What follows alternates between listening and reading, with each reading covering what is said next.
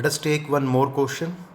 X plus y greater than equal to 5, comma x minus y less than equal to 3.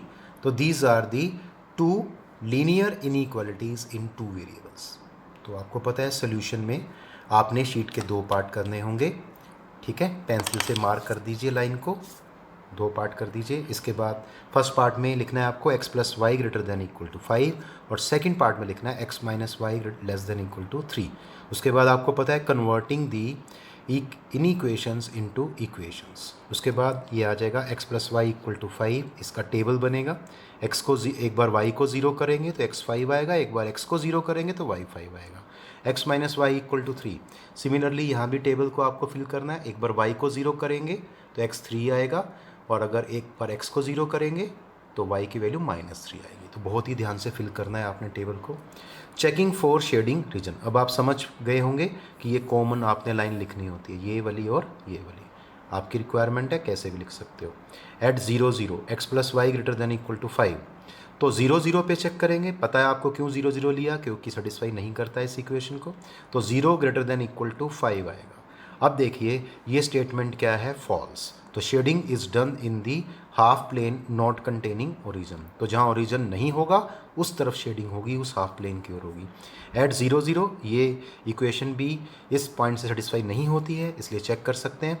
x minus y less than equal to 3 को check करेंगे तो ये मिलेगा 0 less than equal to 3 which is true. तो that implies shading is done in the half plane containing 0 0. इसमें not containing है, इसमें containing होगा. ठीक है जी. अब इसके बाद हम इसका ग्राफ ट्रेस करते हैं. तो एक छोटा क्वेश्चन है, सिंपल क्वेश्चन है.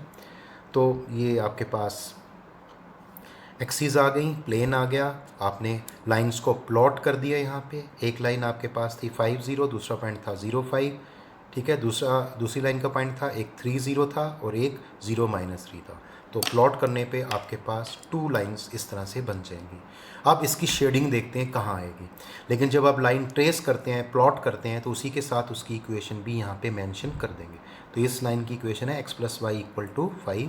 याद रखना है इक्वल साइन आएगा और इसमें x minus y equal to 3. x y x dash y dash origin सब आपको मेंशन करना होगा. स्केल आप मेंशन कर देंगे along x axis and y axis 10 small division equal to 2 units. Scale आप अपने हिसाब से रख सकते हैं जैसा आपको ठीक लगे. नाउ अब शेडिंग पोर्शन कहाँ है तो चेक करते हैं पहले हम इस लाइन को. ये जो लाइन है कौन सी है, x plus y equal to 5, ये वाली है. और इसका आंसर यहाँ देखिए क्या मैंने बताया था जब चेक किया था, तो इसमें आया था विच इज़ फॉल्स. फॉल्स आया था और आपको पता है ओरिजिन यहाँ है. तो शेडिंग इस तरफ नहीं होगी, कहाँ होगी, उस तरफ होगी. तो ये मैंने मेंशन कर दिया, ये इस तरफ जाएगी. अब बात करते हैं इस लाइन की. ये लाइन हमारी ये वाली है और इसमें जो आंसर आया था यहाँ पे ट्रू आया था. अब ट्रू आया था, ओरिजिन ये रहा जहाँ टेस्ट किया था. तो ट्रू आने का मतलब शेडिंग ओरिजिन की ओर ही होगी. तो ये मैंने एरोस मार्क कर दिए. मेरे ख्याल से काफ़ी क्लियर हो गया होगा कॉन्सेप्ट आपको. अब ये शेडिंग किस तरह से बनेगी आपको मैं बता दूं. इसकी शेडिंग इस तरफ, इसकी शेडिंग इस तरफ. तो ये जो पोर्शन होगा पूरा यहाँ से लेके यहाँ तक, और ये कहाँ जाएगा, मतलब इस वी शेप के अंदर जिसका एंड ही नहीं है, चलता जा रहा है ऊपर ऐसे और ये ऐसे. तो ऊपर ऊपर सारा जितना भी रीजन बनेगा ये शेड करेगा. फिलहाल हमने इतना ही प्लेन दिखाया है तो यहाँ तक की शेडिंग करनी होगी.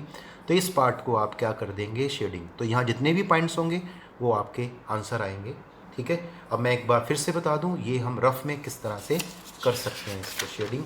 तो एक बार देख लेते हैं रफ़ में कि ये शेडिंग किस तरह से होती है.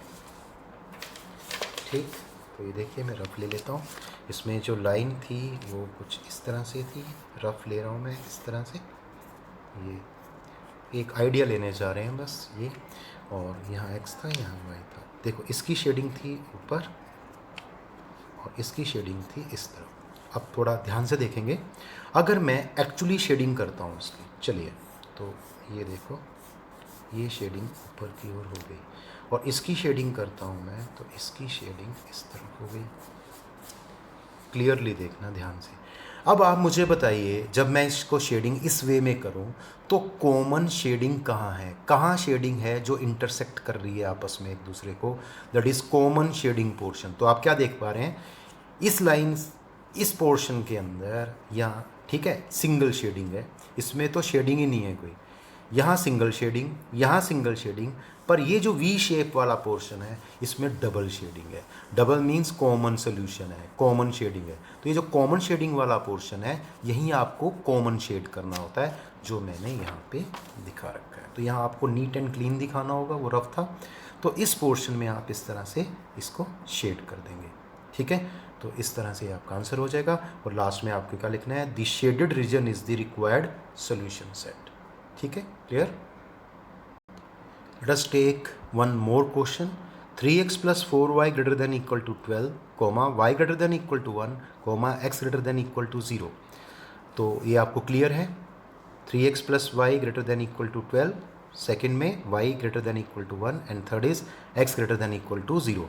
ध्यान रहे ये फर्स्ट क्वाड्रेंट नहीं है। फर्स्ट क्वाड्रेंट कब होता है, जब इसके साथ y भी पॉजिटिव होता है, ठीक है। तो इसमें तीनों को हमें लेके चलना पड़ेगा, 3 इन इक्वेशंस को, converting the in equation into equations. तो ये क्या आएगा, 3x plus 4y equal to 12, यहाँ आएगा y इक्वल टू 1 और यहाँ आएगा x इक्वल टू 0। फिर से टेबल बनेगी इसके लिए, x और y की वैल्यू, y को 0 करते ही यहाँ x की वैल्यू 4 बनने वाली है, और अगर x को 0 पुट करेंगे तो y की वैल्यू सोल्व करके 3 आएगी। फिर से आ गया y इक्वल टू 1, उसी तरह से question, this is the equation of a line parallel to, क्योंकि y है तो x एक्सिस, डिस्टेंस कितना है 1 यूनिट। अब ध्यान रहे y1 कहाँ होता है, x एक्सिस के अबव, ऊपर की ओर होता है, तो क्या लिखना होगा, अबव इट, ठीक है। और x इज इक्वल टू 0 आपको मैंने स्टार्टिंग में बताया था, आज जो लेक्चर स्टार्ट किया था कुछ पॉइंट्स बताए गए थे आपको, मेन पॉइंट्स, उसमें ये पॉइंट था x0 क्या होता है, एक लाइन होती है जिसको क्या बोलते हैं, y एक्सिस। तो this is the equation of y axis. तो ध्यान रहे पैरेलल मत कर देना y एक्सिस के, this is the equation of y axis itself. चलो उसके बाद चलते हैं चेकिंग फॉर शेडिंग रीजन, तीनों को चेक करना होगा। तो ध्यान से 0 0 पे हम चेक कर पाएंगे, पता है आपको क्यों। और इसको जब चेक करेंगे इसी इक्वेशन के अंदर 3x plus 4y greater than equal to 12, तो ये आएगा 0 greater than equal to 12, which is false. क्यों, क्योंकि 0 की वैल्यू 12 से कम होनी चाहिए थी। That implies shading is done in the half plane not containing 0 0। Clear, अब आपको पता चल चुका है कि किस तरह से लिखना है। फिर भी देख लो, eight 0 0 y greater than equal to 1 implies, तो क्या आएगा 0 greater than equal to 1। अब विच इज़ फॉल्स, ये फॉल्स हो गया, यहाँ भी फॉल्स, यहाँ भी false. Shading is done in the half plane not containing 0 0, तो ध्यान रखना यहाँ पे नॉट वर्ड है, यहाँ भी नॉट वर्ड है, तो ध्यान रखना आपको। अब यहाँ आते हैं एट 1 0, एट 1 को, अब यहाँ मैं एक स्टार लगाना चाहूँगा। देखो यहाँ 0 0 लिया, यहाँ 0 0 लिया, बट यहाँ 1 0 क्यों लिया, ये क्वेश्चन आएगा, इसलिए आएगा। अब रफ में देखो इसको, ठीक है, ये अभी ऐसा ग्राफ बनेगा इसका, ये रफ बनाया मैंने। x0 क्या होता है, देखो x0 क्या है, y axis, x equal to 0, ये y एक्सिस है, और ये जो y एक्सिस है ये किससे पास कर रही है, ओरिजिन से। तो इसका मतलब हम चेकिंग पॉइंट वो नहीं ले सकते जिससे ये लाइन पास कर रही है, ये लाइन किससे पास कर रही है, ओरिजिन से। तो इसका मतलब यहाँ ओरिजिन नहीं ले सकते, आप कोई भी पॉइंट ले सकते हैं, लेकिन एक कंडीशन है, वो पॉइंट उस लाइन को सेटिस्फाई नहीं करना चाहिए, इसलिए मैंने 1 0 लिया। अब 1 0 कहाँ है, ये रही y एक्सिस, और 1 0 कहाँ आएगा, यहाँ आएगा। तो मतलब आपका जो पॉइंट चेकिंग पॉइंट होना चाहिए या तो उस लाइन के इधर आना चाहिए या उस तरफ आना चाहिए, मतलब या तो फर्स्ट हाफ प्लेन में होना चाहिए या सेकंड हाफ प्लेन पे होना चाहिए, लाइन के ऊपर नहीं होना चाहिए। क्लियर, इसलिए आप यहाँ कोई भी पॉइंट ले सकते हैं, कोई भी। मैंने क्या लिया है 1 0, ठीक है। अब 1 0 को इसमें पुट करके देखो, तो इसमें तो x ही है सिर्फ, तो x की वैल्यू 1 डालेंगे, तो 1 greater than equal to 0, तो ये बिल्कुल ट्रू है, which is true, this is true. तो क्या होगा, that implies shading is done in the half plane containing, अब 0 0 नहीं आएगा, ये वाला पॉइंट आएगा। तो शेडिंग कहाँ होगी, उस हाफ प्लेन में होगी जिसमें कौन सा पॉइंट होगा, 1 0। तो बहुत ही ध्यान से आपको सुनना है इस बात को, क्योंकि इस पे बिल्कुल।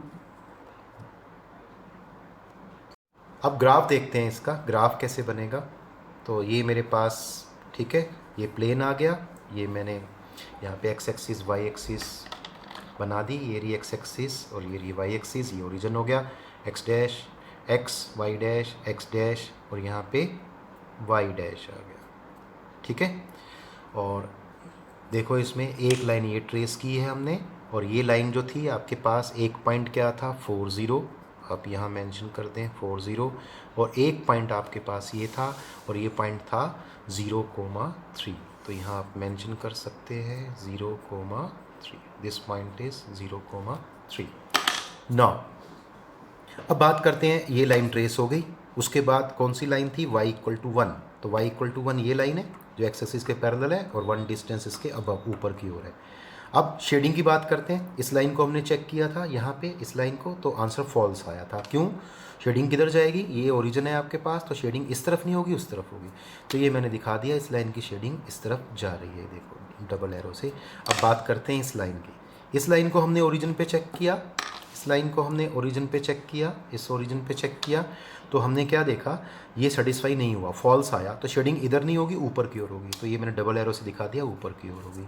अब रह गया लास्ट वन, बहुत ही ध्यान से देखना, ये वाई एक्सिस है, तो वाई एक्सिस तो पहले ही बनी हुई है, ये देखो लाइन है ना, पहले ही वाई एक्सिस बनी हुई है, लाइन है ये।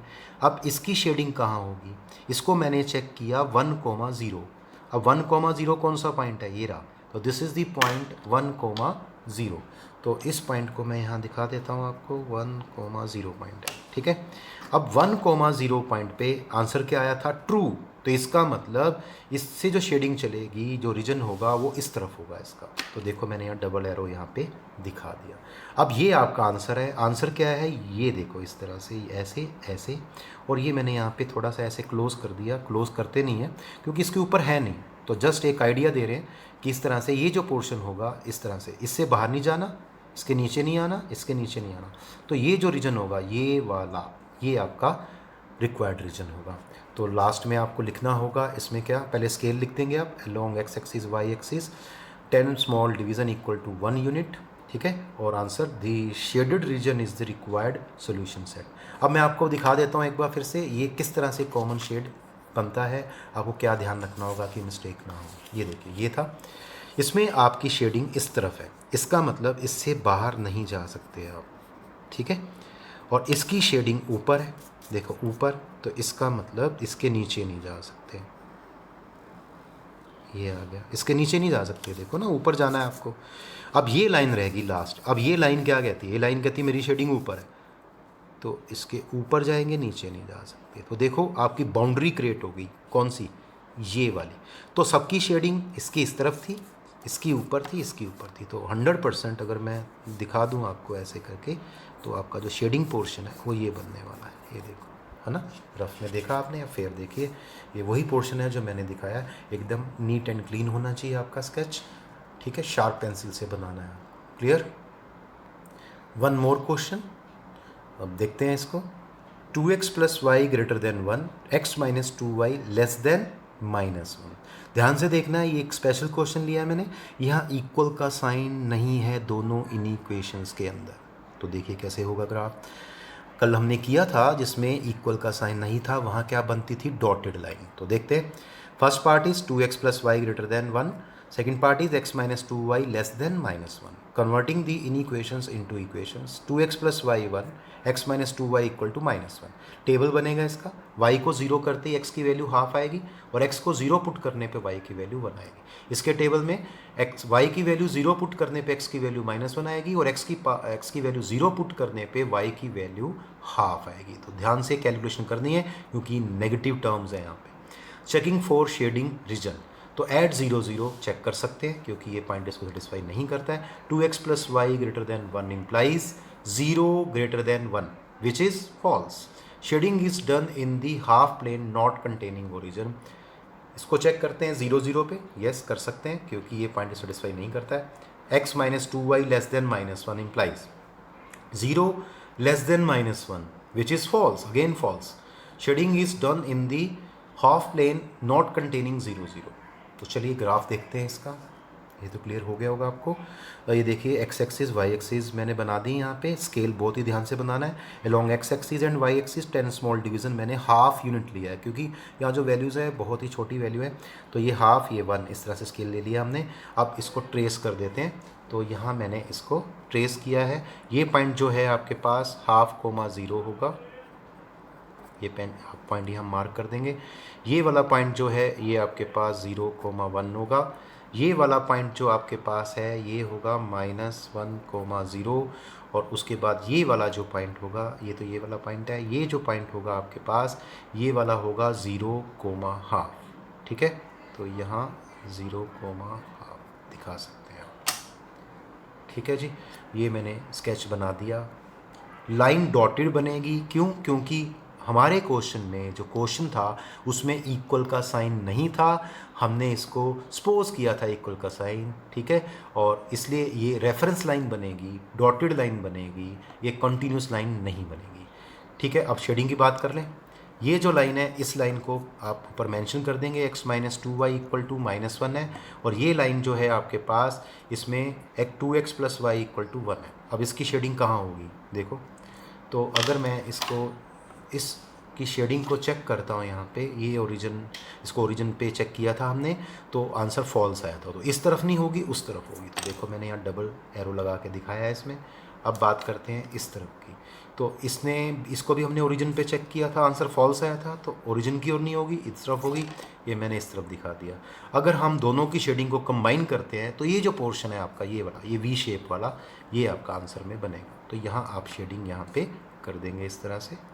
ठीक है, तो जैसे मैंने लास्ट टाइम दिखाया था आपको, वैसे ही आप चेक कर सकते हैं रफ में कि यहाँ शेडिंग कहाँ बनने वाली है। तो बिल्कुल सेम क्वेश्चन है, बस इसमें ध्यान रखना है ये पूरा पोर्शन इस तरह से जाने वाला है। तो आंसर क्या आएगा? The shaded region is the required solution set.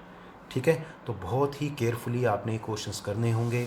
First time करेंगे थोड़ी सी दिक्कत आएगी, खासकर शेडिंग पोर्शन की, वो आपको मैंने काफ़ी हद तक क्लियर कर दिया है। कोई डाउट होगा कल देखेंगे। बहुत ही ध्यान से करनी है एक्सरसाइज आपको। ठीक है, लेकिन गलत नहीं करना है, समझ के करना है। थैंक यू आज के लिए।